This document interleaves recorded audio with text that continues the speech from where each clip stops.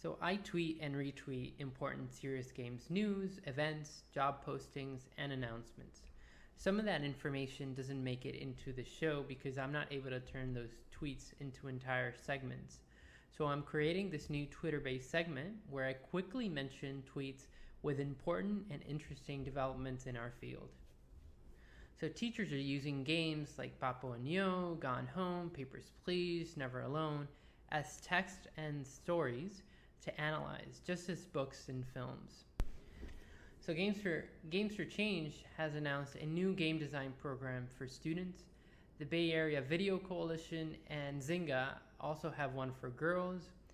And San Francisco schools are going to offer computer science to all students. Journey is now out on PS4.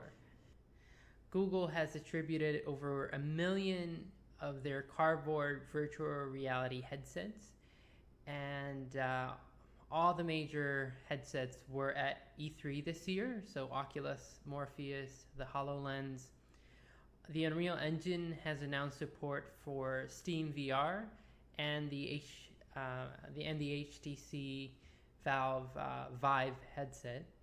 And if you're looking for jobs in VR, check out our website. We have a link in this segment to a jobs board for VR. So some football games are using virtual reality to train better, including Auburn and the Cowboys.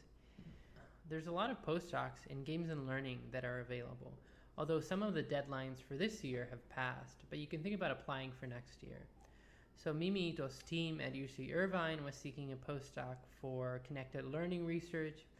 The Northeastern University's Game Lab was seeking a postdoc on gaming and decision making.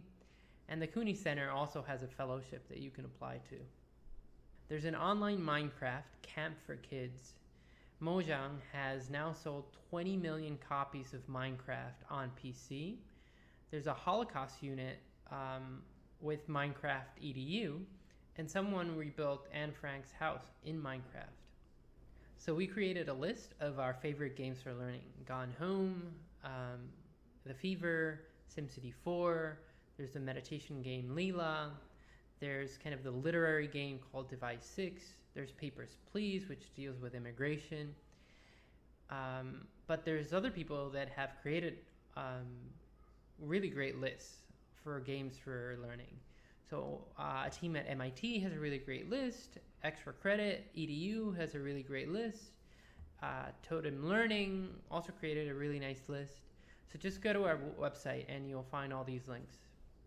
So with the recent victories for LGBTIA rights, there's a few games that you might be wanting to check out. So one is Gone Home, another is the Coming Out Simulator.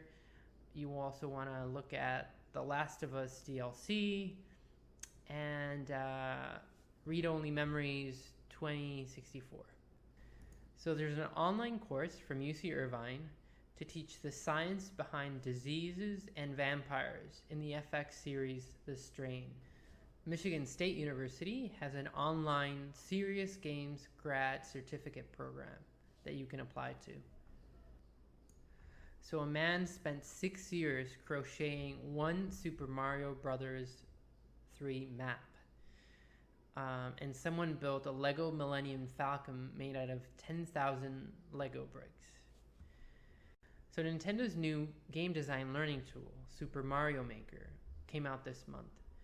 Someone also created a list of 8 really amazing Grand Theft Auto 5 Rockstar editor videos that show off the humor and the drama of Los Santos. So the University of Cambridge is hiring a professor of essentially a professor of games and learning. Managers are turning to computer games, aiming for more efficient employees. And Salesforce is gamifying training for enterprise security. There's a 4-credit course for learning and analyzing League of Legends at Berkeley. And America's first video game varsity athletes are getting into colleges on scholarships. So ETC Press has this series called Well Played, and it just released a new volume that touches on Papers, Please, Heavy Rain, Final Fantasy X, and some other games. ETC Press has also released a new book called Game Research Methods, an Overview. There's another book that just got released called Virtual Worlds for Online Learning, Cases and Applications. There's a $500,000 challenge for games that change behavior and consumption patterns of wildlife products. UBS also has launched a challenge for a Java or mobile game that can educate 5 to 14-year-olds about better hygiene practices. There's an educational machinima festival every year that you can check out. Udemy is an online learning platform, kind of like Coursera or edX. Its top 10 instructors made over $17 million in earnings last year. There's a PhD program in serious games analytics at the Open University in the Netherlands. The Glasgow School of the Arts has a full scholarship for EU students that are seeking masters in serious games and virtual reality. The Entertainment Software Association has a scholarship program also. And Cards Against Humanity has started a scholarship for women in STEM.